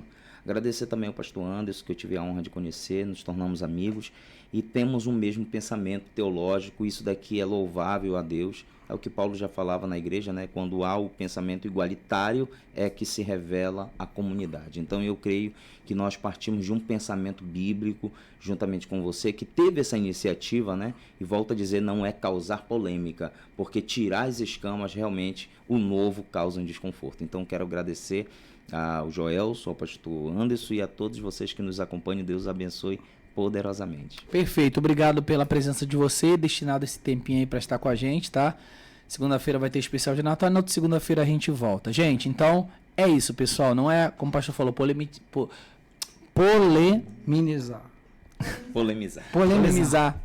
nada. É trazer a verdade. Sei que vai ter muita gente criticando, falando. Não, mas segundo os pastores, é errado cobrar, estipular preço para pregar o evangelho do reino que você recebeu de graça. Imagina se Jesus cobrasse você para pregar o evangelho dele, né? Se Jesus cobrasse você para pregar, não é? Verdade. Então, e outra, o nome de Jesus não tem franquia. Ele está aqui na minha igreja, ele está aqui. Não, Jesus é para todos. Não existe franquia do nome de Jesus. Não é? Eu franqueei. Esse está só na minha igreja, Jesus. Monopolizou. Não. Tá em todo lugar. Então, boa noite, gente. Obrigado pela audiência e até a próxima. Tchau, tchau. Amém. Tchau. Deus abençoe.